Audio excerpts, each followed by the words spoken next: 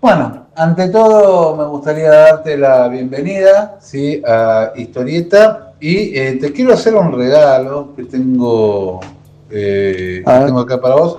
Espero que no lo tengas, honestamente. Si lo tenés, bueno, lo vas a tener repetido, pero bueno, espero que te guste. A ver.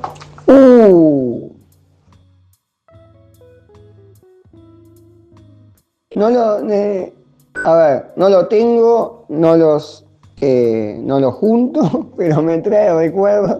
A ver, ¿qué recuerdo te trae? Mi abuelo andaba mucho por las librerías de Avenida Corrientes, Sí. y a veces nos compraba cosas y me acuerdo que compraba hasta Club del Misterio. ¿Sí? ¿Al autor lo conoces? Sí, Raymond Chandler.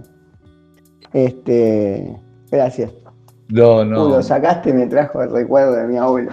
No, por favor, o sea, tenía un poquito del dato, pero no importa los datos que tenía, hagamos de cuenta que no sé nada de vos, que no te conozco, que nada, no sé quién sos, y como si te defino y te limito, me gustaría que cuentes vos un poquito quién sos, qué haces, bueno, o sea, que te presentes un poco, ¿no? Para los que no te conocen. Bueno, mi nombre es Leonel Contreras, tengo 49 años, la gente me conoce como historiador, porque como historiador de Buenos Aires es a lo que me dedico ya hace más de 20 años, más de 25 años, pero bueno, soy una persona común de barrio, o sea, yo de hecho por momentos siento como que sigo teniendo 15 años, no porque no haya madurado, ¿no?, sino porque uno tiene todavía ese espíritu, mantiene el espíritu de siempre o la esencia de siempre. Me pasa también. Ahora hay una cuestión que es que, nada, es como que la palabra historiador es muy amplia y va desde Sumeria hasta la guerra en el estrecho de Hormuz. Sí, ¿sí? pensé que iba así por otro lado. A ver, pero contame dentro de lo que es el estudio de la historia, ¿qué es lo que más te apasiona? Dentro del estudio de la historia yo me especializo en un tema, que es la historia de la ciudad de Buenos Aires.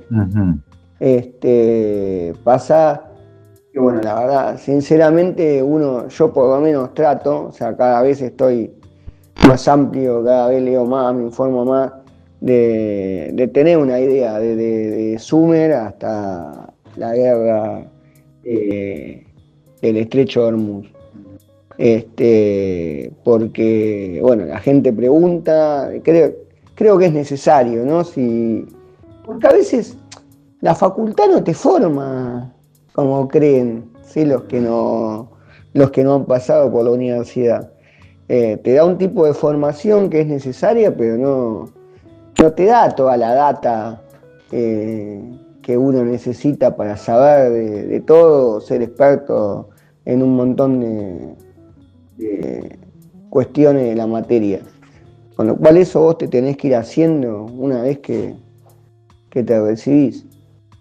Y lo que yo pensé que iba así por el camino, que si es muy amplio, que bueno, muchos pueden ser historiadores, o cuál sería la definición de historiador. Pensé que iba así por ahí. Vamos por ahí, si querés. Yo en lo particular soy licenciado en historia. Bueno, los licenciados en historia somos historiadores. Ahora es cierto que hay mucha gente que hace historia, que son autodidactas, y lo hacen bien además, en distintos temas particulares. Entonces a veces tenemos eso, que dice, bueno, cualquiera se dice que es historia, pensé que iba así por ahí, no, bueno, me decías que era muy amplio.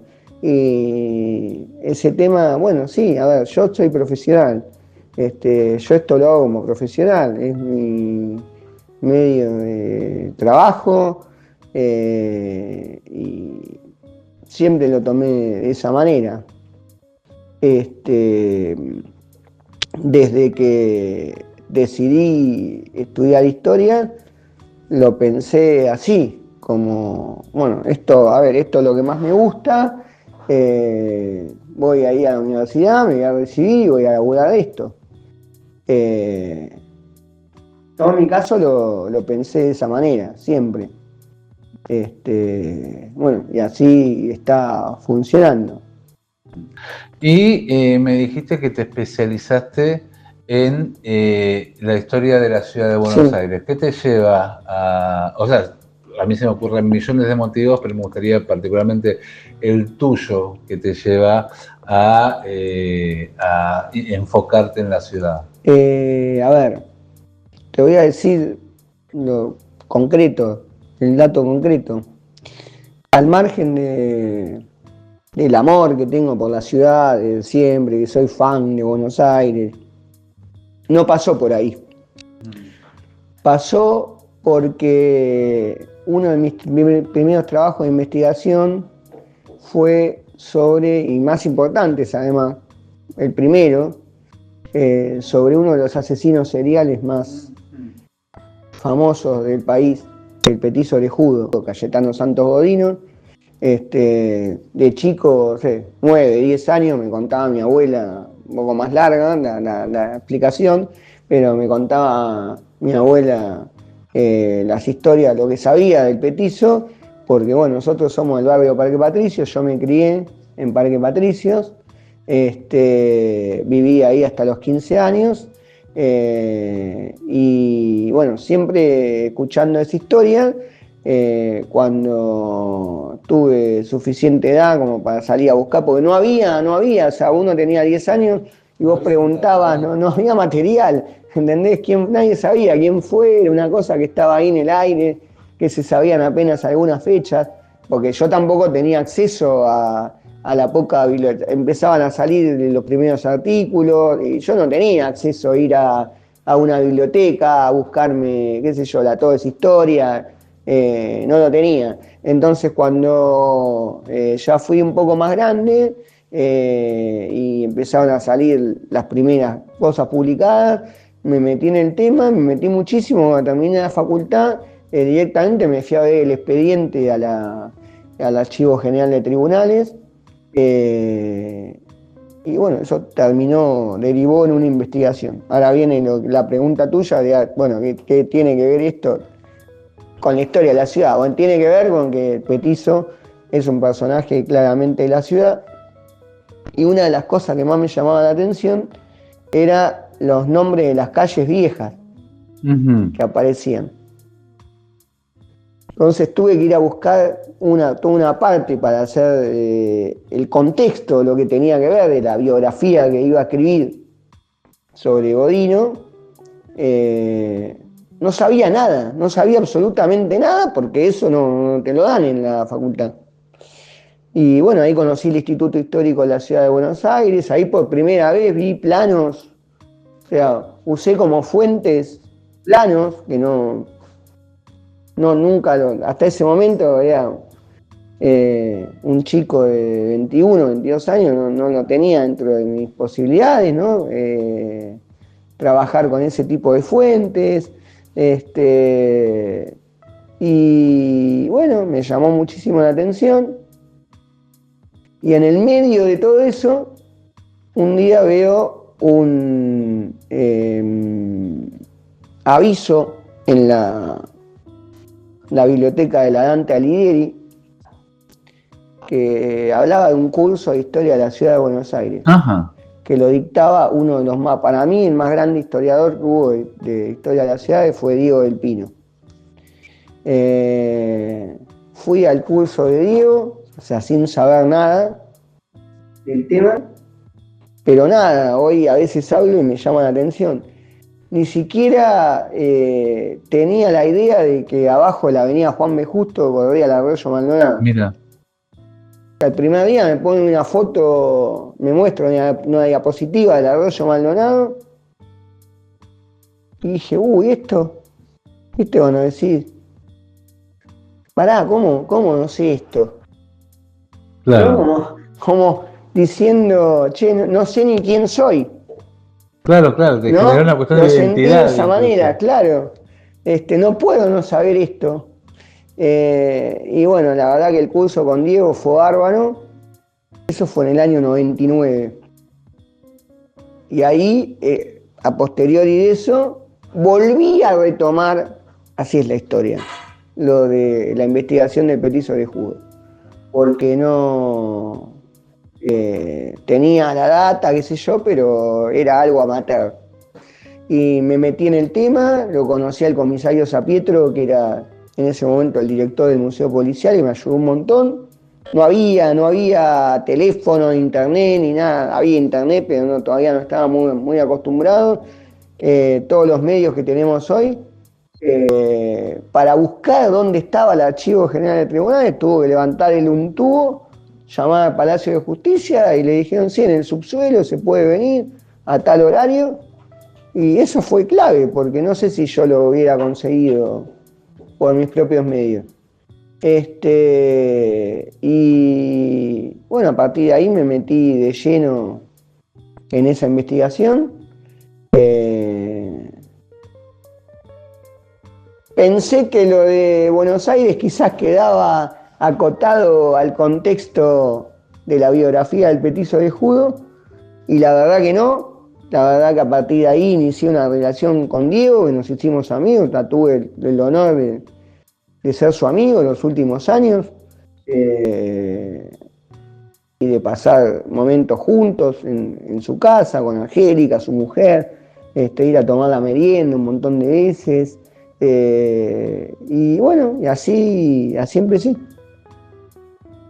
Fantástico. Ahora, esto me da un montón de cosas para preguntarte, pero me gustaría un poquito volver entonces al inicio y que nos cuentes, para los que no saben bien, quién fue Cayetano Santos Godino y por qué te marcó de esa manera así cuando eras chiquito. ¿Qué fue lo que hizo para ser tan relevante en tu historia, no? Cayetano Santos Godino fue un niño asesino de niños. La tiro así porque muchos no lo saben. No está la figura del asesino serial. Un niño, un adolescente que asesinaba niños. Que oficialmente tiene 4 víctimas fatales. Pues es muy discutible, yo he investigado el tema. Extraoficialmente, ¿cuántas crees que sean? Y es jodido porque debe tener más también de las que jodidas. La verdad que no tengo una postura. Sé claramente, entiendo que Arturo La Aurora no fue él el asesino. Hay otro caso que nunca se terminó de resolver. Perdón, pero es muy largo, de una nena que él dijo haber enterrado viva, que nunca hubo ni cuerpo, ni denuncia, ni nada.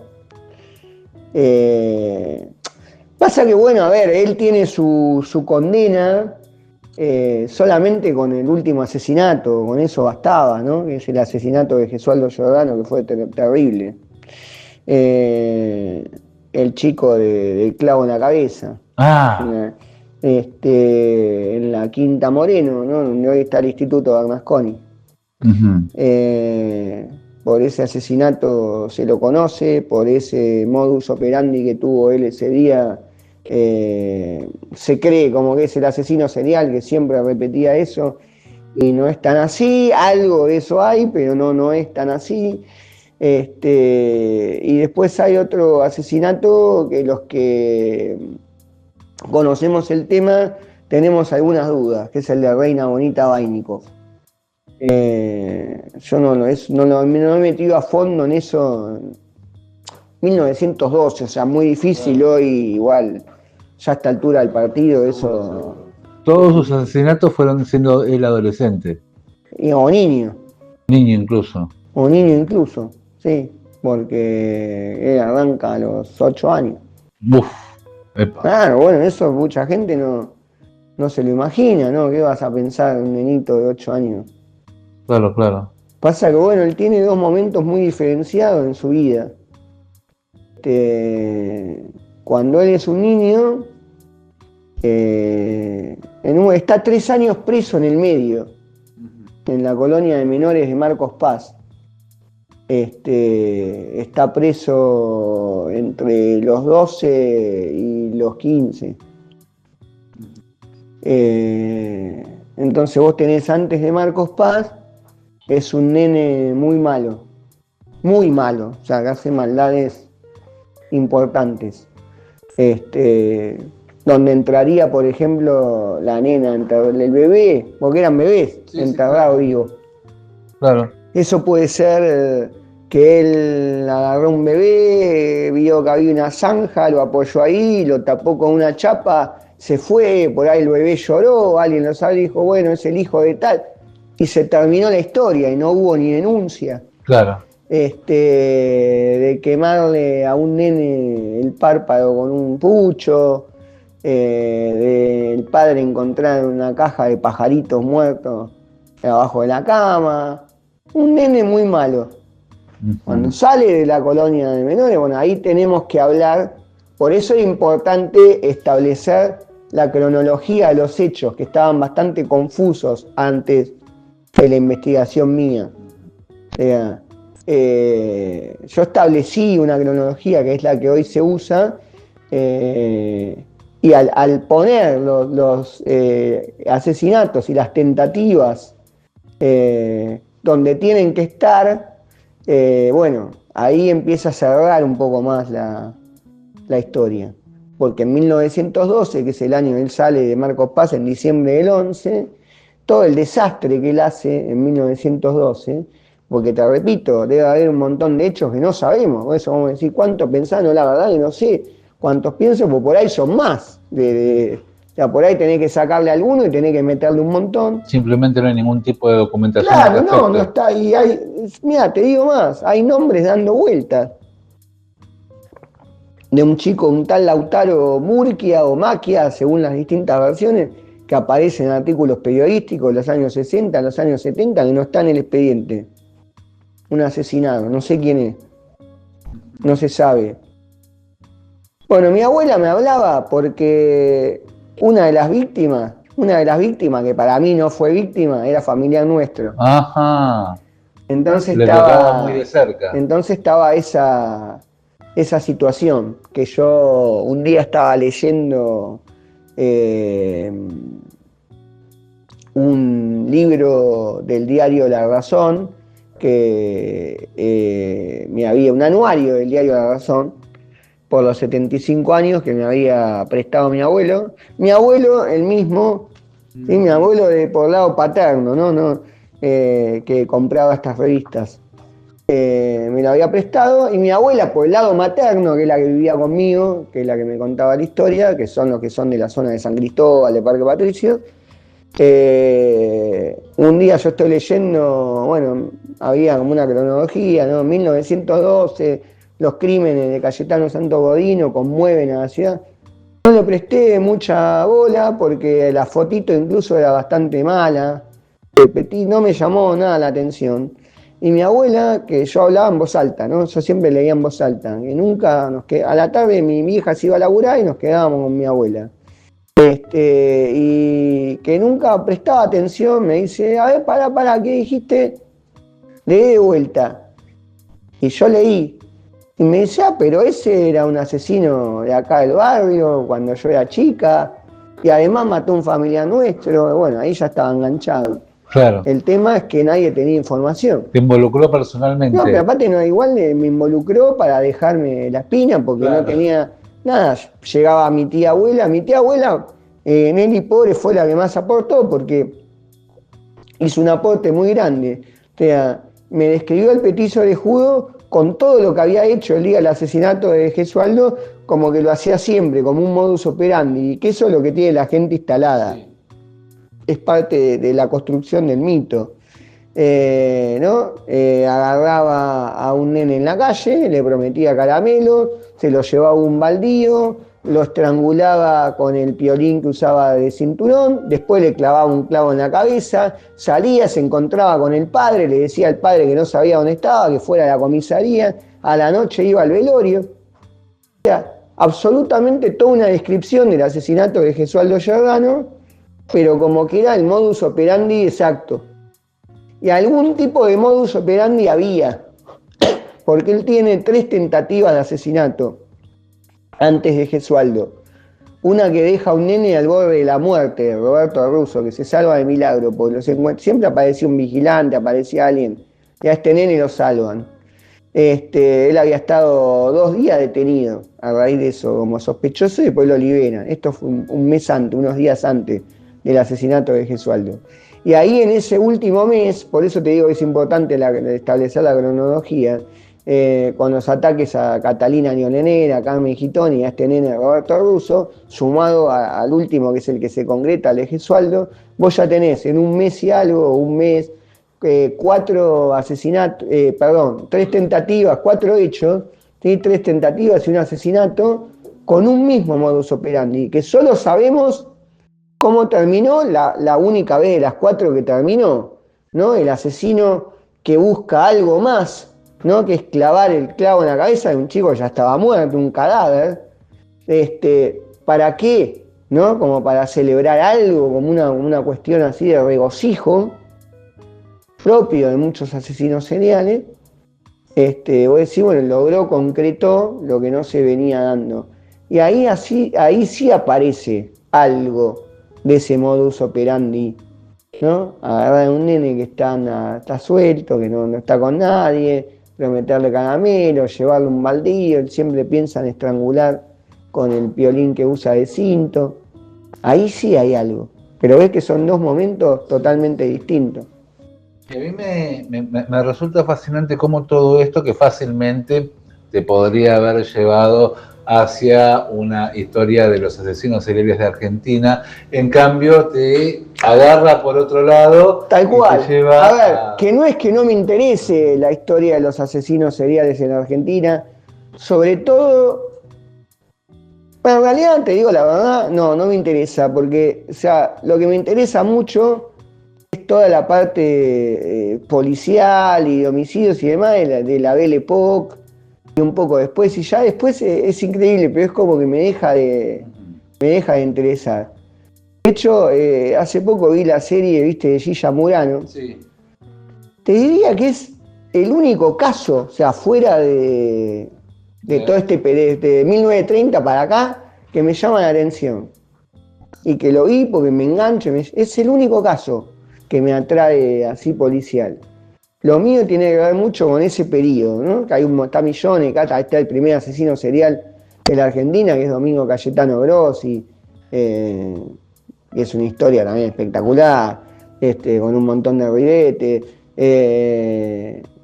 Sí, me llevó a otro lado. Sí, tal cual, como decís vos. Y lo que te lleva es directamente a partir del Arroyo Maldonado, como contabas, hacia las venas mismas de la ciudad y a meterte en todo eso. De hecho, tenés, más allá del libro sobre el petiso del judo, que es La leyenda del petiso del judo, tu primer libro, ¿sí? Aparte, o sea, no fue una investigación que hiciste, digamos, académica, sino que está publicada para que cualquiera la vea. La primera edición, la mía, la que banqué yo, se llamó Orejas Aladas. Ajá. Sí, después en ediciones turísticas le sacaron ese título poético y quedó, era Orejas Aladas, la leyenda del petiso del judo, y quedó solamente en la leyenda del petiso del judo. Perfecto. Y después de eso, vos sacás 5 no uno, no dos, no tres, 5 libros que están directamente relacionados con la ciudad desde distintos aspectos. O sea, Rascacielos porteños. Mucho más de 5. Perdón. No. Mira, en total, el otro día me dijeron, contá los libros que tenés.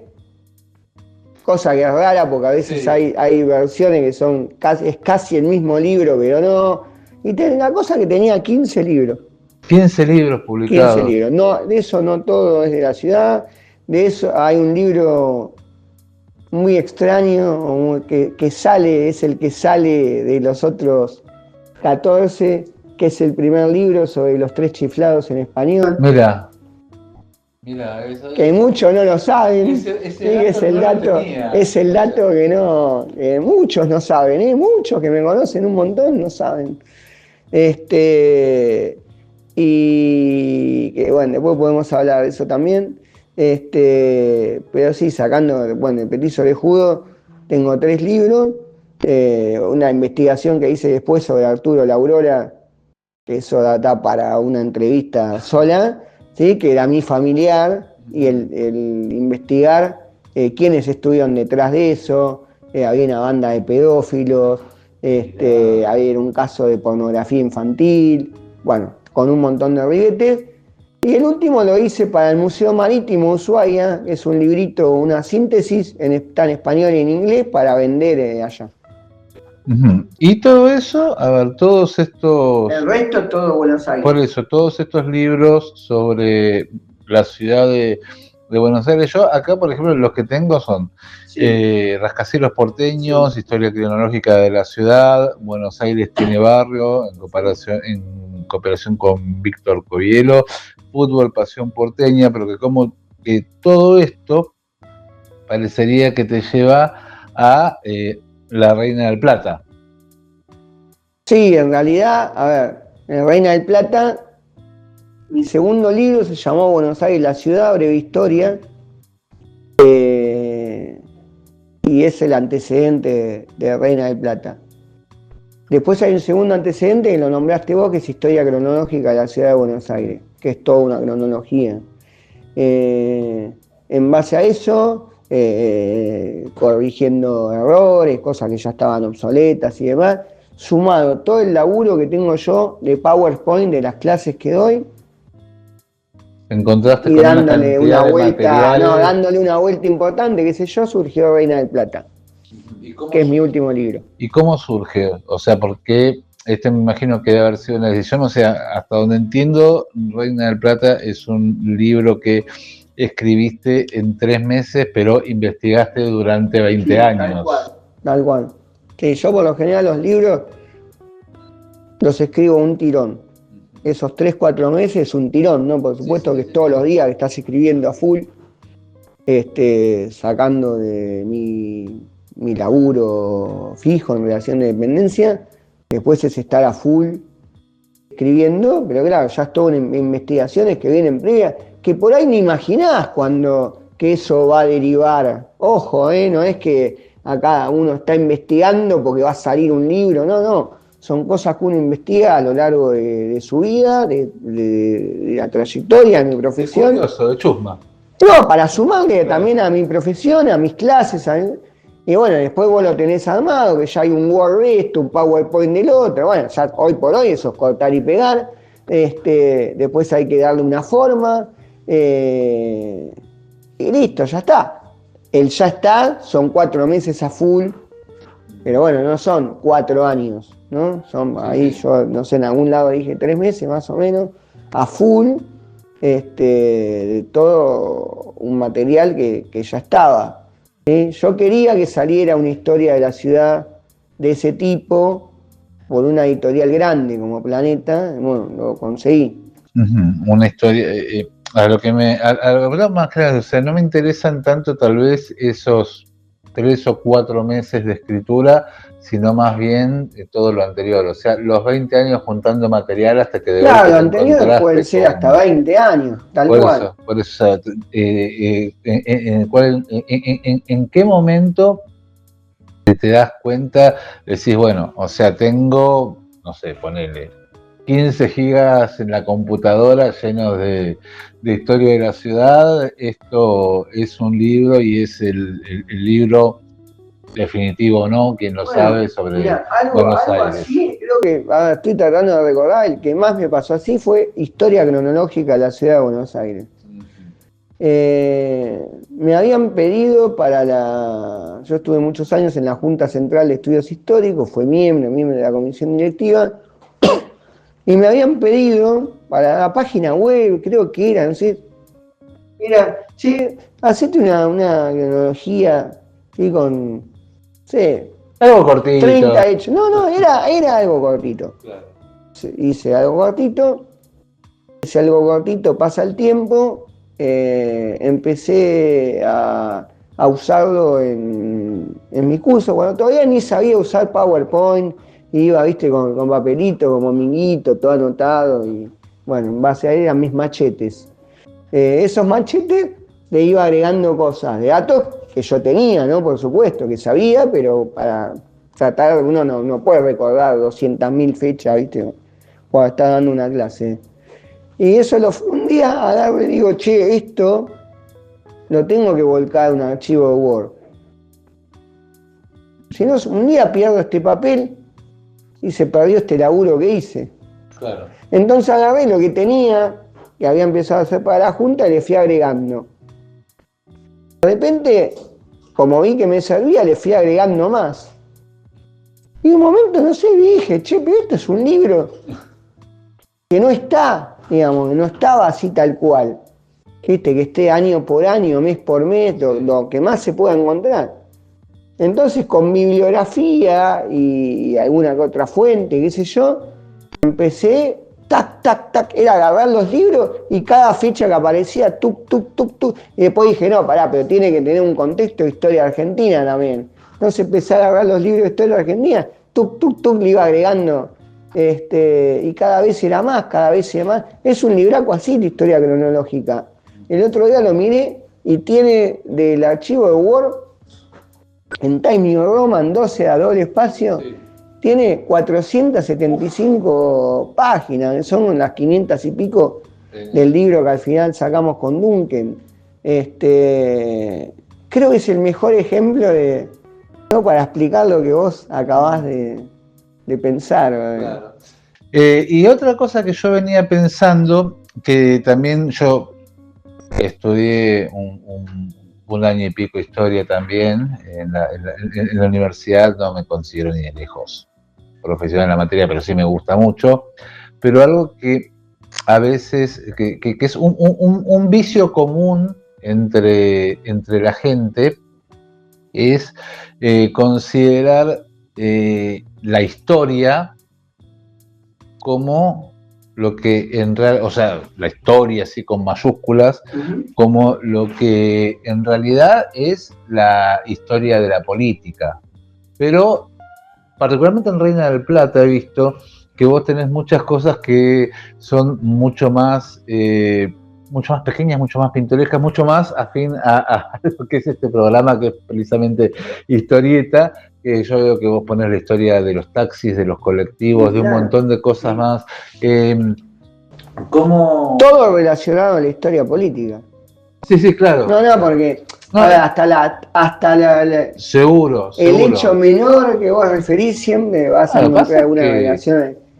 Está relacionado. La historia particularmente, o sea, no es una sucesión de hechos, sino que más bien son procesos que se van dando paralelamente, claro. y se van cruzando en todos los puntos. Entonces yo también un poquito me gustaría saber cómo es que llegás al razonamiento, una vez hecho este trabajo monumental que es la historia cronológica de la ciudad, que todavía te faltaba algo por contar, que era, digamos, las cosas más tangenciales y que sin embargo hacen también a todo lo que tiene que ver la idiosincrasia del porteño, ¿no? Es que ese tipo de cosas yo creo que eso lo aprendí, ya te digo, de la mano de Diego del Pino, y después de involucrarme en las juntas de estudios históricos, de estar en la Junta Central, donde hay mucha gente que es autodidacta. el 95% te diría, y que tiene un conocimiento espectacular acerca de la historia de los barrios, ¿no? Ese es otro tema, la historia barrial. Y hoy no tengo ninguna duda de que es importante conocer la historia de la ciudad, la historia de nuestro país, los contextos mundiales, es todo fundamental. Pero yo creo que todo empieza por la manzana donde vive uno, ¿no? Me parece que debería ser así. Yo creo que hoy en las escuelas hay algo de eso, no de que se preocupan por la historia del barrio, de la calle. Conozco muy poca gente que no le atraiga eso, o sea, saber qué había acá. Si yo te digo, no sé, acá en este lugar donde estamos, che, sabés que acá había un cementerio, ponele. Es muy raro que alguien no te repregunte o no le interese. No, acá había un matadero, che, ponele. Es raro que el que vive ahí, o el que está ahí, o el que vive en esa manzana, no se sienta al menos atraído por ese comentario. Entonces vos fíjate que a la gente le interesa saber la historia, por lo menos del lugar donde vive. Y eso, si eso se va ampliando, va llegando a la historia más grande, a la historia más macro. Totalmente.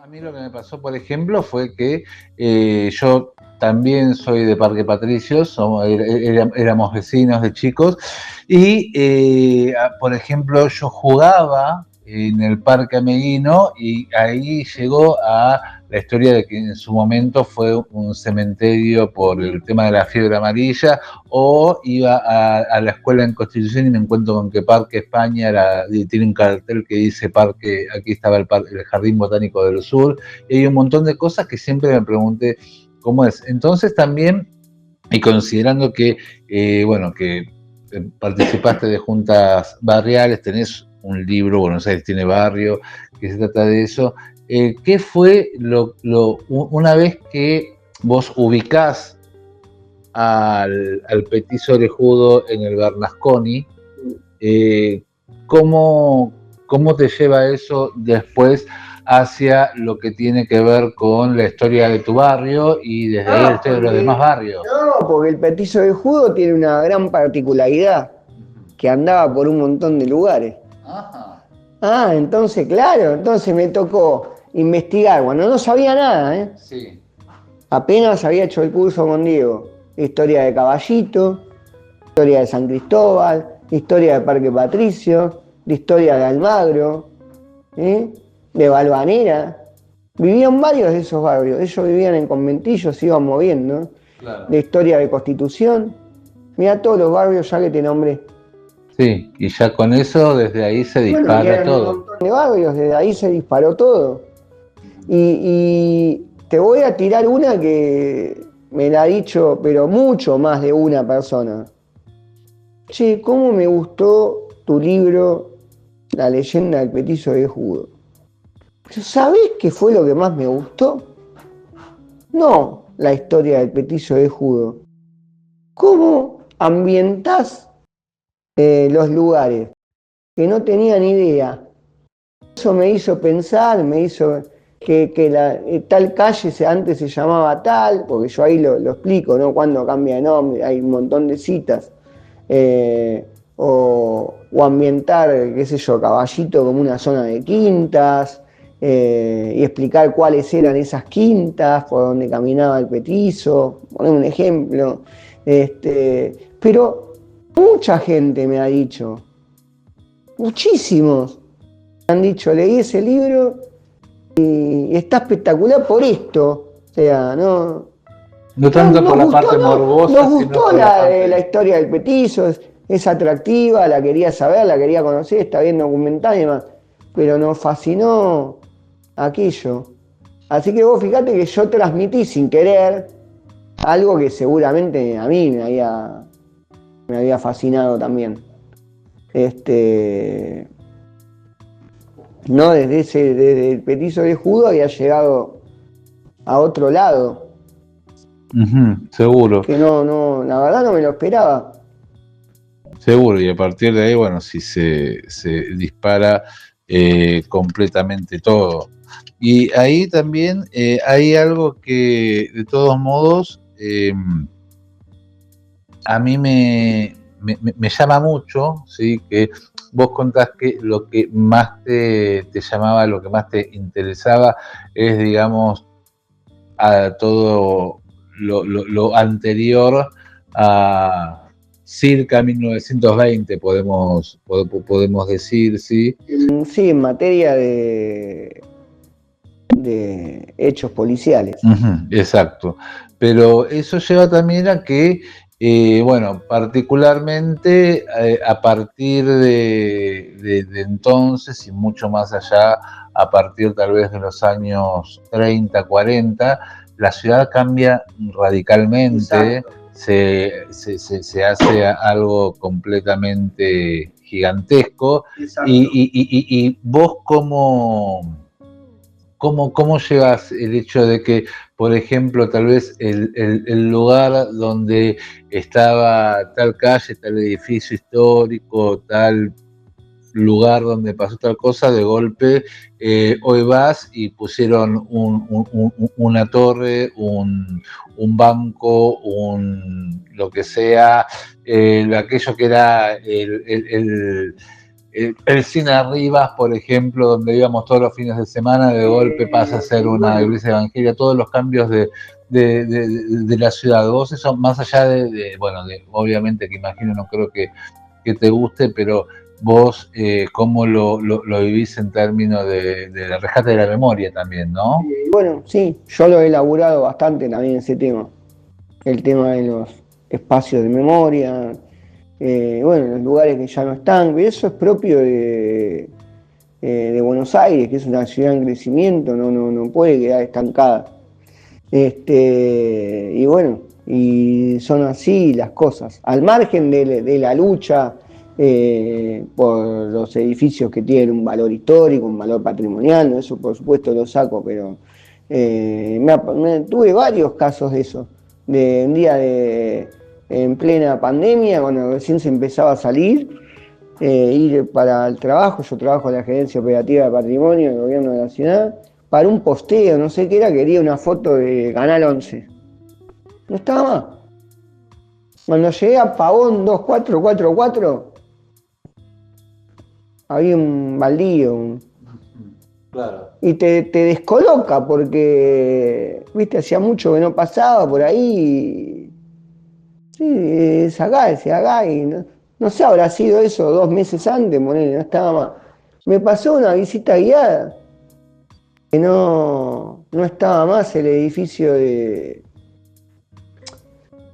Yo no soy guía de turismo y a veces en la gerencia de patrimonio hacemos actividades en la calle, donde yo actúo como historiador. La verdad se nota mucho porque es muy distinto a una visita que puede hacer un guía, la gente ya lo sabe. Y a veces se hace unas visitas con mi compañera Sandra Caffarelli sobre locaciones de cine y televisión, que íbamos por todos los barrios, investigamos, miramos las películas, las series y íbamos.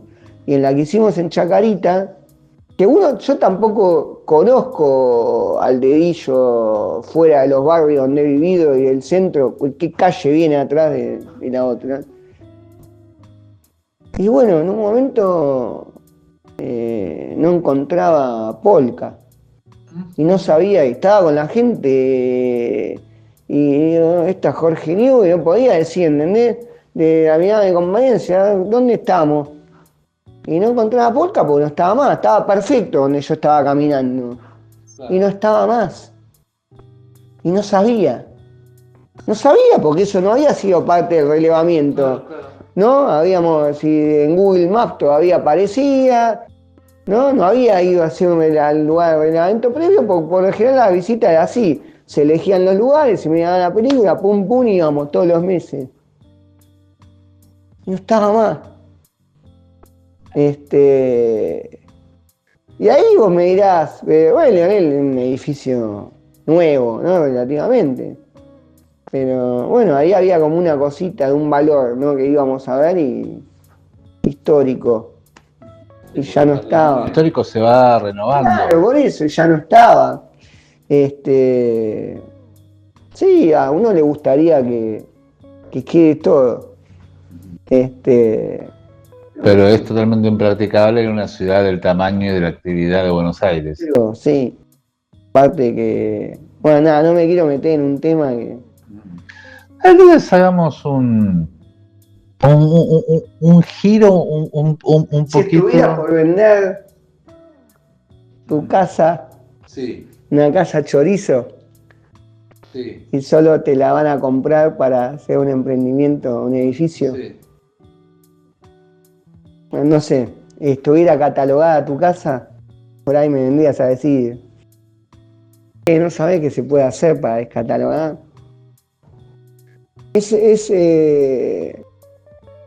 Hay bastante hipocresía para mí, pero no me quiero meter en un tema que conozco y trato de salirme de ese lugar.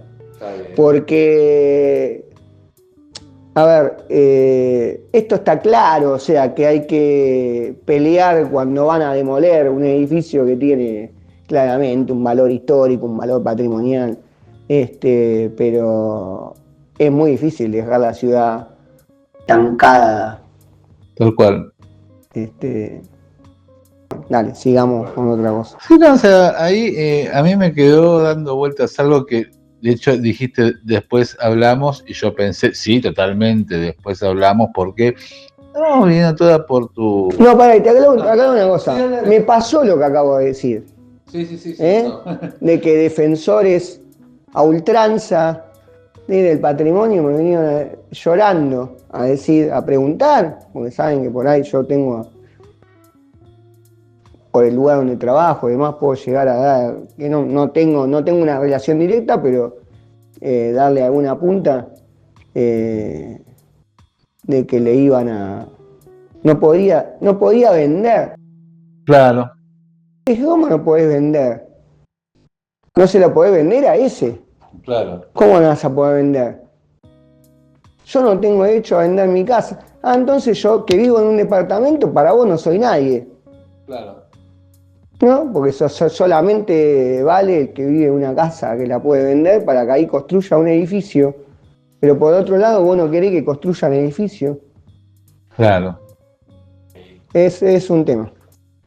Sí, y te decía, vos en un momento me dijiste, después hablamos de esto, y yo dije, sí, totalmente, después hablamos de eso, porque todo esto empieza con el libro que te regalé, la revista que te regalé, después me dijiste que hiciste un libro sobre los tres chiflados, y todo eso nos lleva a un terreno bastante distinto que tiene que ver con la cultura y particularmente con la cultura popular, ¿sí? O sea, ¿cómo es tu relación con la cultura pop, más allá de toda tu formación académica? Es buena, es muy buena. Es muy buena. Contanos un poquito qué consumís, qué consumís, qué te gusta, si preferís los Beatles antes o después del 66, no sé, contanos un poquito toda tu relación con todo eso.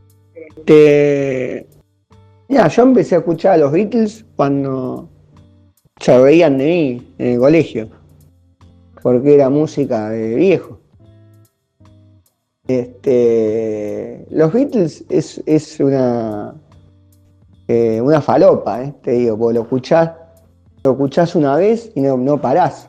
O sea, es peligroso, es peligrosísimo. O sea, yo tenía 12 años y escuché, algo había escuchado. Te voy a contar, ya que hablaste de la cultura popular. Por favor. Yo miraba un programa que estaba en el viejo TV2 de Héctor Ricardo García, que se llamaba La década del 60, con Pinky. Yo siempre fui un chico bastante particular, Sí. Bastante particular, o sea, me interesaba de todo, o sea, estaba como en otra sintonía por ahí de muchos chicos de mi edad. Y la cortina era Hard Day's Night, la cortina del programa. Me gustó, de esto quiénes son los Beatles, mi vieja, mi viejo, sin mucha más información. Un día fui a un cumpleaños de una tía mía y llevaron un cassette de los Beatles. Y la idea era, escuchá esto, la idea era que en un grabador que había, iban a pasar música para bailar. Llegó Hard Day's Night en ese cassette y lo rebobiné, lo volví a pasar, o sea, cagué la fiesta. ¿Sí? Lo rebobiné y lo volví a pasar como 20 veces. Me ha pasado varias veces. Y después dije, ¿me prestan este cassette? Y bueno, lo grabé. ¿Cuál era? ¿Te acordás? ¿Qué? ¿Te acordás cuál era? Esta es una genialidad, un cassette de los Beatles que se llama, que no sé cuándo fue publicado el álbum, Oldies But Goldies. Te maté con esa, Oldies But Goldies. Sí, lo tengo en vinilo. ¿Lo tenés en vinilo? Bueno, que era todo antes de hasta Rubber Soul, no mucho más. Sí. Los temas. Que yo me acuerdo cuando entonces ya me empecé a meter y decía, ¿por qué si estos son como unos éxitos no está Hey Jude, por ejemplo? Claro. No entendía porque no había la información que hay hoy. Entonces no es como hoy que te metés.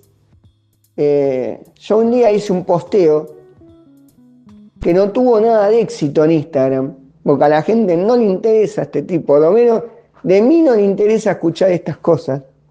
Nada de éxito, no sé, pone 5 me gusta contra 100 si pongo que cumplió año mi ahijado. O contra 90 de si saco un libro. Sí. Había armado toda una carpeta en Spotify de los Beatles. Uh-huh. Y lo primero que pensé, dije, veo esto y pienso, qué injusticia, qué feliz sería ese Leonel. No ahora, ¿entendés? Que poco importa. Qué feliz sería ese Leonel de cuando tenía 15 años. Eso, ¿sabés de quién lo leí? Me pareció una genialidad. No vas a poder creer. Sí. Hernán Crespo. Mira. ¿Qué tuiteó Hernán Crespo una vez? Hincha de San Lorenzo, Hernán Crespo. Sí. Que después se identificó con River. Sí. Muy hincha de San Lorenzo. ¿Qué va a hacer? Sí. Cuando San Lorenzo gana la Copa Libertadores. Sí. Y yo que después siempre soy de San Lorenzo, no me identifico en el equipo, pero lo mismo que puso él. Qué feliz hubiera sido esa Hernán lo puso Crespo en Twitter. Y yo dije, la puta madre, esto es una injusticia. Esta copa tendría que haber llegado cuando Leonel iba el otro día al colegio y se lo tiraba a los demás, ¿entendés? Y hubiera sido encima Leonel en Parque Patricios. No, porque Leonel... Lleno de gemelos. No, lleno de cuervos, porque ese es un tema clave de por qué también soy de San Lorenzo, además de que mi viejo es de San Lorenzo. Yo hice toda la trayectoria educativa en el Instituto Calasanz, que está en Avenida La Plata y Directorio. Claro. Todos cuervos. Claro. Había mayoría de hinchas de San Lorenzo, sí, así. Claro. Como dicen ahora, viste, literal. Viste que dicen literal. Había mayoría de hinchas de San Lorenzo, no es así nomás que te digo. Y claro, era nosotros nos la rebuscábamos. Tenemos la mejor hinchada, las canciones, pero todo era. Pero no había campeonato. Nos habíamos ido a la B, no teníamos cancha, era todo así transcurrió la escuela primaria y la escuela secundaria mía. Así que siempre nuestros caballitos de batalla eran los cantitos, no había mucho más. Y la historia, no había mucho más. Imagínate lo que hubiera sido en ese momento una Copa Libertadores. Claro, seguro. Una locura. Seguro. No sé, no, porque ni siquiera se ganó un campeonato en esos años. O sea, ganábamos las liguillas y era como ganar la Champions League. O sea, Sí. ¿A qué vino esto? De los A la, Beatles, ¿no? la carpeta de Spotify. Claro, la carpeta de Spotify. Y bueno, la gente no, se ve que no le pega eso. Porque no le gusta leer ese tipo de comentarios melancólicos Y sin o embargo, nostalgiosos. Y sin embargo, vos fijate que también sí estoy de acuerdo, a mí me hubiese encantado poder tener por aquellos mismos años formativos una carpeta de Spotify donde poner todos los temas de los Beatles que más me gustaban, pero eso también me hubiese impedido el ritual. Tal cual, la investigación que había, eso era genial, tal cual, la investigación que había, porque aparte yo tengo otro tema, y yo y mis amigos, eran mis compañeros de colegio, por un tema del colegio, a los chicos que tenían hermanos más grandes iban a otra división, todos mis amigos eran hermanos mayores, o sea, no teníamos referencia de mayores nosotros. Éramos los más grandes. Y no había una referencia para preguntar, ¿no? Cuando se buscaba Yo recuerdo, por ejemplo, la experiencia de por primera vez escuchar a Sumo.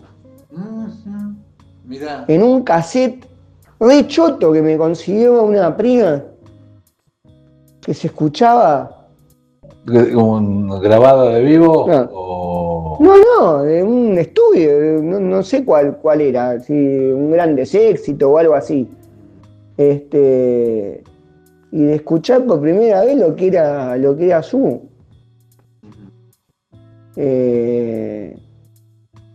Con un amigo, ¿no? De juntarse para, bueno, va a pasar esto, ¿no?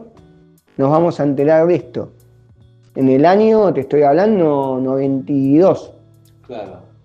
Aparte, viste, ese pasado cercano, pero que era como prehistórico, sí, ¿no? Tal cual. Eso es rarísimo.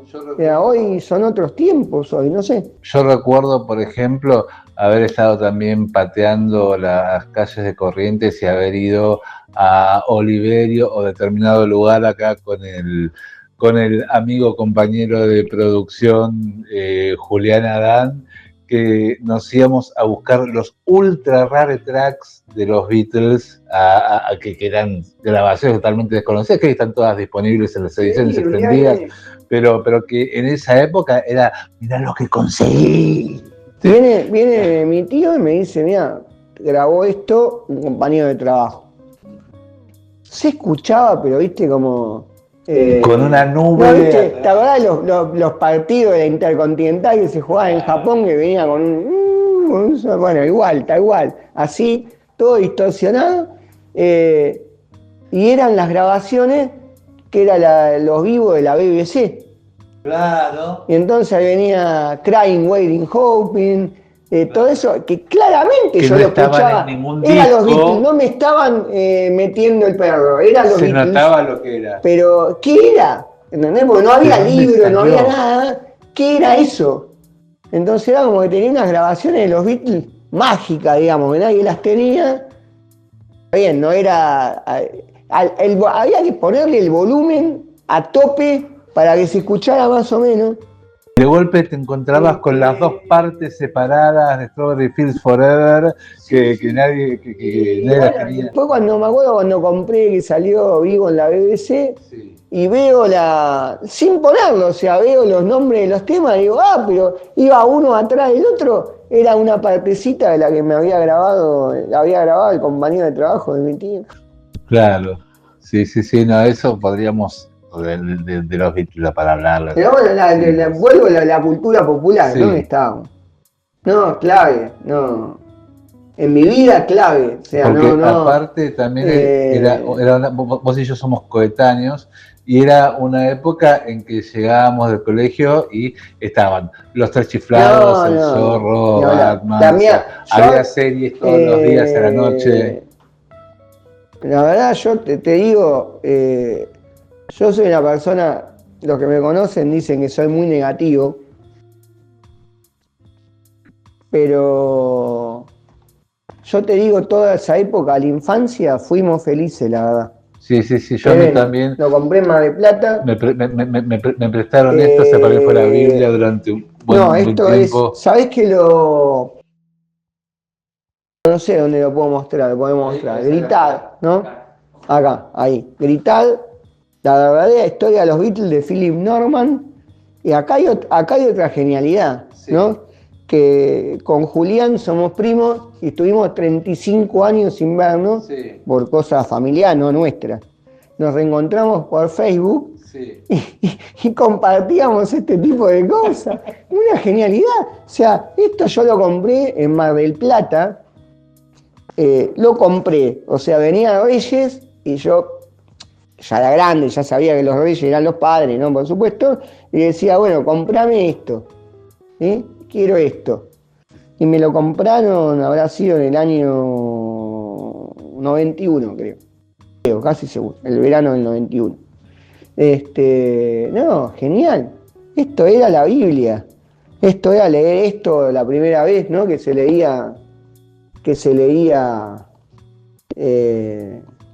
algo así, una biografía así, los Beatles, yo por lo menos. Que aparte es súper claro, súper didáctico y súper interesante. Aparte, realmente intercalándolo un poquito con lo que estábamos hablando antes de la ciudad de Buenos Aires, ahí poner a los Beatles en su contexto, o sea, te da ni más ni menos que todo lo que fue la revolución cultural a nivel mundial, que pasó de la preguerra, de donde todo venía de una manera, hacia la posguerra, donde los adolescentes y los jóvenes pasan a ser un actor cultural. En los años 50, y se diferencian completamente de las generaciones y pasan a ser anteriores. considerados, porque hasta ese momento... incluso estaba más considerado el segmento de la niñez, pero el adolescente era como que era ni chicha ni limonada, ¿sí? No era adulto, no era niño, y eso explota en los 50, ¿no? El diferenciarse de los padres, el hacer todo lo contrario a lo que hacían los padres. Tal cual, y en los 60 ya empiezan otras cosas un poquito incluso más heavies, por decirlo de alguna manera, pero en realidad la palabra sería hippies, que tiene que ver con una cuestión contracultural muy, muy fuerte y muy estructural, o sea que caló muy hondo, no solo en ese momento, sino básicamente en la cultura, así en la civilización, ya te diría más que cultura, la civilización occidental, de cómo dejó de ser lo que era para ser algo totalmente distinto. Sí, y la verdad que para nosotros, bueno, vos no sé cuántos años tenés, como yo más o menos. Yo soy del 75. Así bueno, yo del 76, la misma edad. Bueno, la verdad que el otro día lo hablábamos con un amigo. Yo fui feliz en la década del 80. Y yo te digo, soy una persona, todos me conocen como negativo. Fui feliz, yo tuve una infancia feliz. No sé, lamento muchos chicos hoy si no la tienen, la verdad es triste. Porque yo tuve una infancia feliz, pero no hay ninguna duda. O sea, todo lo que puede implicar, siempre la crianza es difícil para los padres, siempre hay temas, pero a grandes rasgos fui feliz. Y todas estas cosas que vos decís, llegábamos al colegio y estaban los tres chiflados. Yo particularmente no llegaba a los tres chiflados, entonces para mí los tres chiflados era mucho del verano y de cuando estaba enfermo. Claro. Cuando estaba enfermo, una angina, un coso, estar en la cama y saber que ese día miraba los tres chiflados. Que mi vieja me iba a traer los bizcochos canales. Claro. Que nunca entendí por qué se comían solo si estabas convaleciente. Quedan muy parecidas estas tostaditas rieras. No, pero otra cosa distinta. Sí. Parecía un aspecto. Sí. Pero la verdad que la pasábamos bien, muy bien. Y todo eso que tenía que ver con el tema de investigación. Yo que siempre fui ultra curioso, y que mis viejos no me daban a veces las soluciones o las respuestas, era todo investigar. preguntar, eso te mantenía activo, y ahí se genera lo que vos decís, ¿no? Que yo digo, bueno, qué feliz hubiera sido con esto, ¿no? Porque hubiera sido más feliz o menos. Yo no puedo creer como hoy en día esto no lo usa. No entiendo. Para investigar, para los pibes estoy hablando. Esto en mis manos, sí, quizás hubiera sabido 10 veces más cosas que sabía, o quizás, no sé, me hubiera arruinado. Era mejor vivir buscando todo el día información, en libro, preguntándole a la gente, que era ir al colegio y decir, che, ¿tu hijo tiene un disco de los Beatles en la casa? ¿Cuál tiene? Averiguame, preguntale cuál tiene. Y así me iba grabando todos los cassettes. Yo nunca tuve vinilo, nunca en mi casa no escuchaba mucha música. No, yo no sé poner un disco de vinilo. Mira. Porque nunca tuve.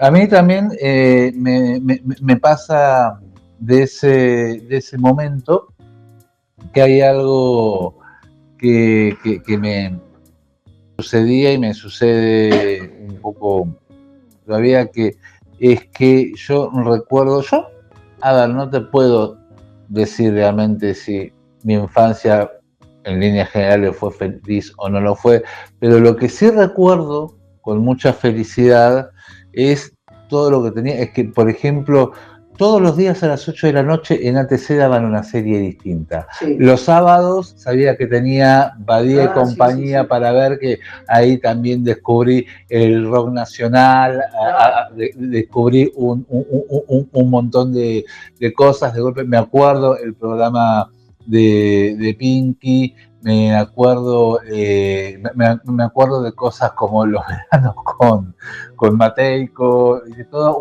una serie de cosas que fueron muy particulares de ese momento y que de hecho ya no existen. Uno los recuerda de manera que entonces piensa, pero ¿esto qué es? ¿Un ejercicio vano de nostalgia o es en realidad el recuerdo de momentos en los que uno no tenía tanta información a disposición y por eso mismo cada vez que la información llegaba se valoraba mucho más, porque implicaba un esfuerzo, implicaba tener que moverse para conseguirlo. Moverse, tal cual. Y eso se disfruta mucho. A mí me resultaba súper disfrutable. Yo recuerdo para algunas cosas tener que ir a una biblioteca, viste, que hoy ir a la biblioteca. Total. Porque encontrar el dato, lo mismo nos pasó, porque mucho de este proceso con mis amigos, lo vivimos en la época de la secundaria, ¿no? Descubriendo rock nacional. Pero no el rock nacional del 91, el 92 y para atrás, ¿no? Porque eso era el presente nuestro. Eso podías ir a la disquería y comprarlo y poner una radio y ya estaba. Descubrir lo que había pasado 10 años atrás. Claro. Que 10 años atrás eran 10 años, eran como ahora 100 años atrás. Era un montón. ¿No? Es otro mundo, nada que ver. Y esos descubrimientos, sí, lo mismo en el fútbol también. Yo me empezó a gustar el fútbol más bien de grande. Me metí de lleno en el Mundial, 86. Claro. Y eso para mí fue todo te diría, hasta el día de hoy. Es lo más grande, ¿no? Me metí en la historia de los mundiales y no poder ver un Pelé, no poder decir, güey, lo leía, agarraba gráficos viejos y leía y esto. Donde decía fotos, que solo Pelé era fotos, bueno. no fotos, claro. Decían que Pelé era bueno o te decía que, ¿no? que Pelé había pasado por un lado de Mazurquí, había un dibujito y se veía que la pelota iba para el otro lado y yo eso lo quería ver. ¿No? Y hasta que no aparecieron las videocaseteras que también hasta los 90 una videocasetera era un lujo. No, era un lujo total. Yo me acuerdo de un amigo que el padre tenía una porque la conseguía Y me acuerdo de haber visto, por ejemplo, Terminator en los 80. Pero era una rareza total. No era... Sí, las películas No, se no, veían era... dobladas por Telefe No, la un veía. año después de que se Escúchame, estrenaban. y la película que no la volví a saber más. Tal cual. Tal cual. Yo fui a la... Esto es una genialidad también. Yo tenía 2 años, más o menos, cuando se estrena acá La Guerra de las Galaxias, Star Wars. Me llevaron, entiendo, a ver una película doblada, ¿no? Bueno, todavía no sabía leer. Al Gran Rex. Cuando todavía se usaba de cine, que eso hace años con que la no. envergadura que tiene el Gran Rex. Sí. Entonces, el hall del Gran Rex estaba todo lleno de las estatuas de los personajes y todo el techo de las naves cubierto. Imagínate eso, un nene me fascinó. Seguro. La película también me fascinó. Y a partir de ahí yo empecé a ser fanático de Star Wars, tenía todos los muñequitos que empezaron a salir tipo en el 79, una cosa por ahí. Y era fanático de un recuerdo. Claro. Esto es genial. Porque la película no la recordaba. No la podía recordar mucho. Tenía libros donde contaban la película. Eso me ayudaba a leer, a refrescar el argumento. Recordaba a los personajes a través de los muñequitos. A través de juntaba las fotos que venían en el cartón de atrás del muñeco. Era como la única referencia que había de una foto de ese personaje. Entonces vos decís, han pasado, no sé, y después, bueno, sí, me acuerdo que estaba la película cortada en el ¿cómo se llama? En el proyector Super 8. Ajá. Super 8, ¿no? Super 8. Super 8 que pasaban en los cumpleaños. Claro. Pero eso ya fue después, fue como 7 años después. No, ser fanático de un recuerdo. Pero yo tengo un Tremendo, recuerdo. O sea, ¿cómo reconstruís eso? ¿Fanático de una reconstrucción que tenés que hacer vos? Seguro. Yo lo que recuerdo, yo en primer lugar, o sea, la primera película de la cual tengo memoria de haber visto en cine fue El Imperio Contraataca, ¿sí? Que también, o sea, yo tenía 5 años, 1980, y en el 83 se estrena el regreso del Jedi, y también me acuerdo que venía la margarina con Yoda en la tapa, una cosa así loquísima, pero yo decía, pero ¿por qué? Yo esta película ya la vi y no entendía que era la tercera parte. Y después recién vi el regreso de Jedi, allá debe haber sido 88, 89, cuando la dieron en la tele. Claro, cuando la daban en la tele. Tal cual. De hecho, yo me acuerdo cuando fue la primera vez que dieron. Bueno, ahora es Una Nueva Esperanza, ¿no? Es la primera en la tele. Fue a todo un evento. Sí. Los estrenos de las pelis en la tele. Sí, estreno absoluto por teléfono. No, por Canal 11, ni siquiera. Canal 11. Tengo entendido, alguna vez lo leí, esos datos que uno lee, después no sabe dónde lo leyó, dónde lo sacó, que fue la película más vista en la historia de la televisión argentina. La Noche de los Lápices. Sí, 1986. Eso fue, yo estaba en 7º grado. Eso fue un shock. Fue terrible. Fue terrible. Para nuestra generación, que nació con la dictadura y creció dentro de todo en democracia, tener La Noche de los Lápices fue... Imagínate que muchos a veces dicen, bueno, vos no viviste la dictadura, ¿no? Vos por ahí naciste en el 75. Sí. Yo nací en mayo del 76. Sí. Yo cada vez que escuchaba que se recuperaba un chico, yo era un potencial en la cabeza. ¿Estamos? ¿Qué pasa? me sacan de mi familia. Había todo un trauma con eso.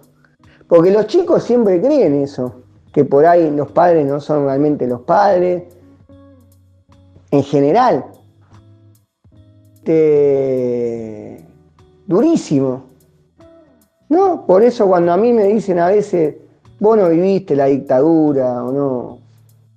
Y vos decís, Parece. sí, a ver, lo poquito que me tocó, Lo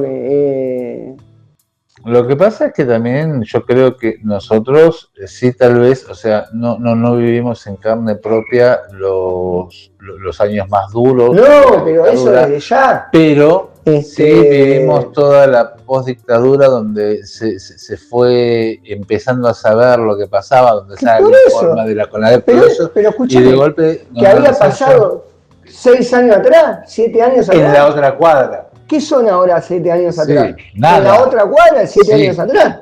Tal cual. Era durísimo, la noche de los lápices fue durísimo, yo no dormía. Más porque aparte de la noche de los lápices, que eran adolescentes como éramos nosotros en ese momento, pibes de segundo o tercer año, cuando nosotros estamos en primero. Y yo en séptimo, claro. Y bueno, tenían 3 años más, claro, que yo, claro, que todos la vimos. Y era, eso yo creo que hoy a mi sobrino no le dejarían ver una película así los padres. Probablemente. Seguro. Están a los 12 años. Sí. Y sin embargo es tan necesario.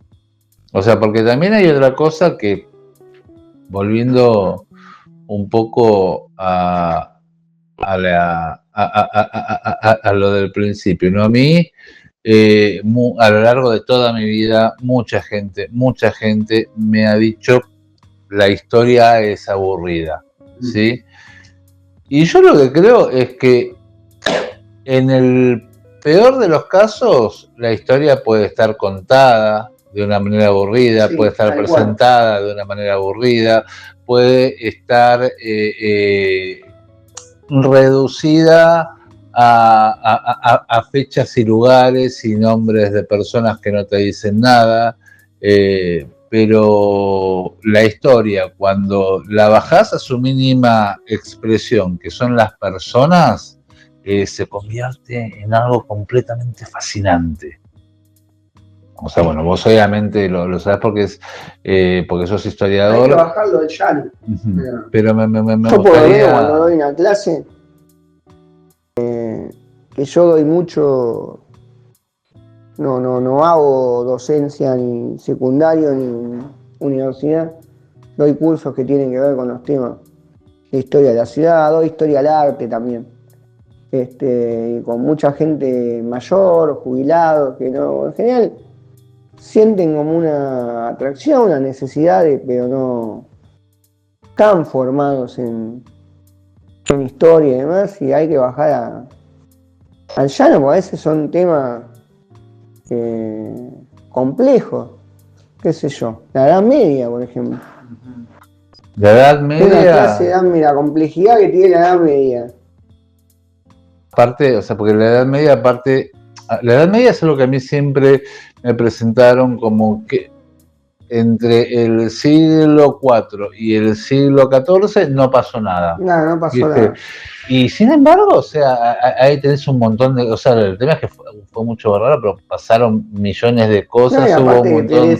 O sea, los cátaros, o sea, los templarios... No, pero hay que explicar además que en el mundo de lo que hoy sería la civilización occidental, digamos, que todavía no estaba tan consolidada, sacando China, India, América, por supuesto, hay 3 mundos distintos. Uno es el de Europa Occidental, otro es el bizantino y otro es el islámico.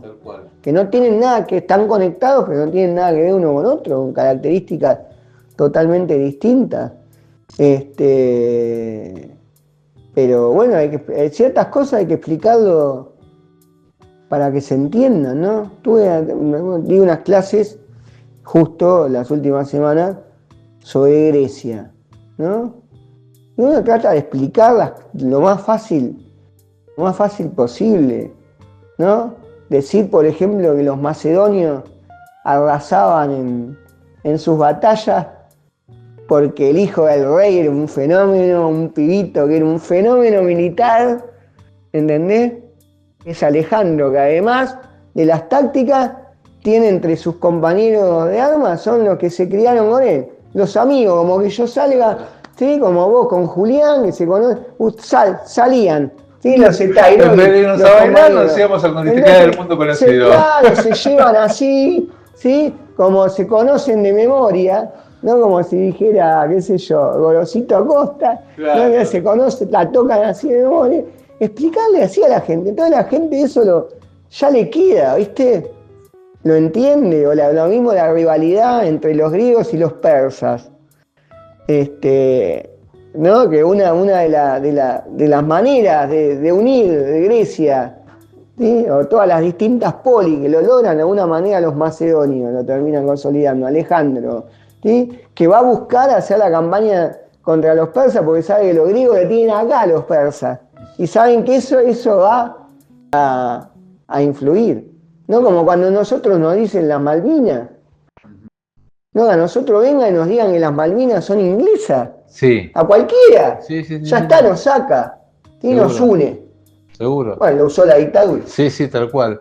Y a mí me gustaría, en ese sentido, entonces, así, me gustaría que le dijeras algo a ese pibe de 12, 13 años que piensa que la historia es aburrida. ¿Por qué tal vez debería rever un poquito esa posición? A ver, a mí no me entra en la cabeza considerar, porque siempre, cuando yo tenía 12, 13 años, me parecía re atractivo. Sí. Me encantaba. Y aparte me enganchaba con cosas menores, ¿no? Tampoco tenés por qué engancharte con historia política, o historia económica, o historia social. Con datos menores, así como a mí me atrajo el petiso orejudo, que era un hecho recontra histórico. ¿Sí? Que era algo que había pasado hacía 70 y pico años atrás.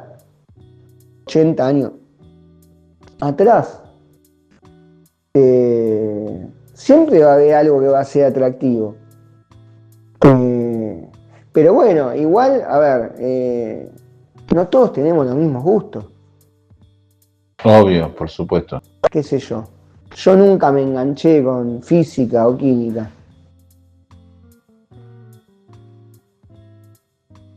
Y por más que hoy voy a cumplir 50 años y tenga otra mentalidad y piense que puede ser, la matemática puede ser atractiva, Paenza lo explica de manera muy atractiva, yo me engancho cuando lo mío, igual no es lo mío matemática, no sé cómo explicarlo. Sí, tal cual. ¿No? Tal cual. Me puedo enganchar viendo a Paenza cómo explica matemática. Como ves una película.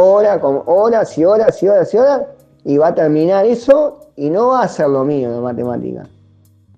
O sea, me encantó como lo explicó, lo entendí, que algo que quizás no entendía cuando lo explicaban en el colegio.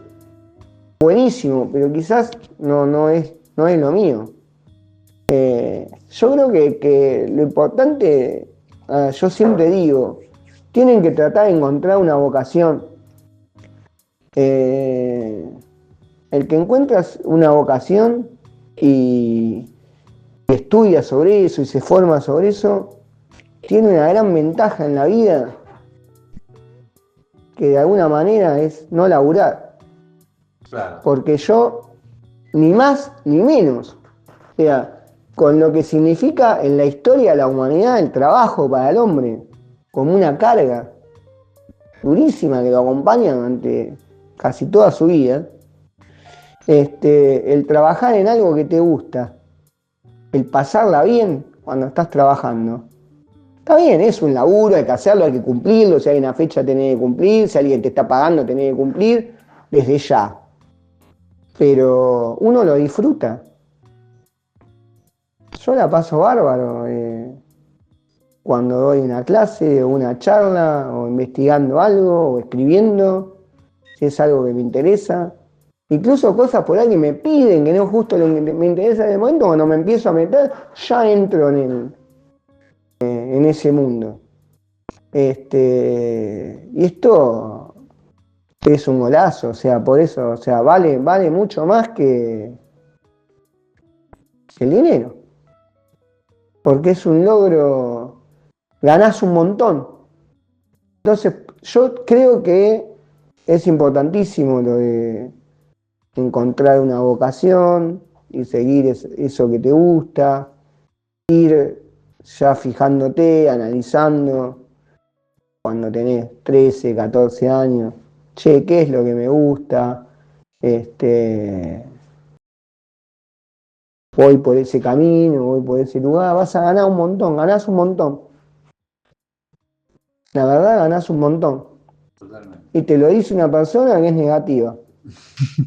Totalmente. Bueno, vamos a hacer un pequeño corte acá. Bueno, vamos a hacer un pequeño jueguito. ¿Sabes jugar a la generala? Che, Sí. Ok, obviamente, ¿cómo no vas a saber jugar a la hay generala? cosas que no sé. Jugar al truco, no sé. Ah, mira, ¿quién les he dicho? Voy a empezar yo, vamos a hacer una pequeña, una mano nomás, de Dale. 3 tiros cada uno, a ver. Dale. ¡Opa! A ver. Bueno, vamos a jugarnos. A ver qué sale de acá. A ver, me voy a jugar por el 6.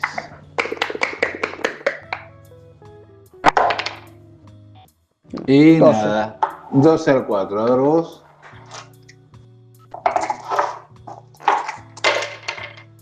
Malo. A ver. Ujú.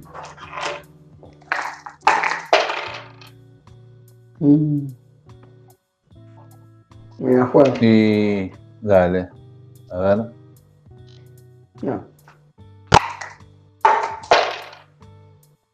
También. Bueno. No. Sí, los 12 también. Sí, bueno, estamos medio Los como... dos 12. Estábamos empatados entonces. Ah. Entonces, a mí es curioso porque, digamos, como que esta dinámica está pensada para que uno o dos gane o pierda. Entonces yo te pregunto qué cosas sentís que perdiste por elegir lo que haces o qué cosas sentís que ganaste en cuanto a tu profesión, pero estamos empatados. Entonces, ¿en qué cosas sentís que estás satisfecho con tu vida, que estás exactamente en el lugar que querías estar cuando era ese chico que caminaba por las calles de Parque Patricios? ¿Sabés que a contrapartida de lo que pueden pensar muchos de los que me conocen, estoy bastante conforme con todo lo que hice?